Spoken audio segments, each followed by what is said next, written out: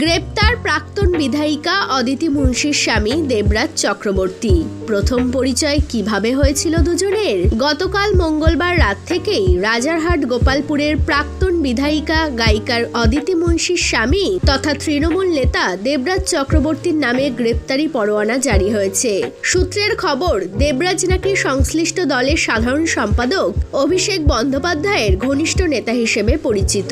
বর্তমানে তিনি বিধাননগর পুরসভার কাউন্সিলর।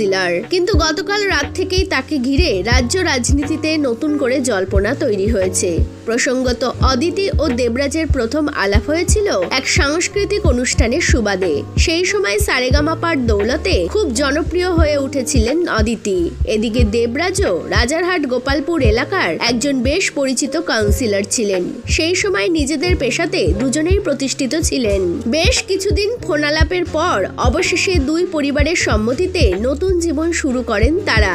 2018 সালের 4 হাত 1 হয় দুজনের।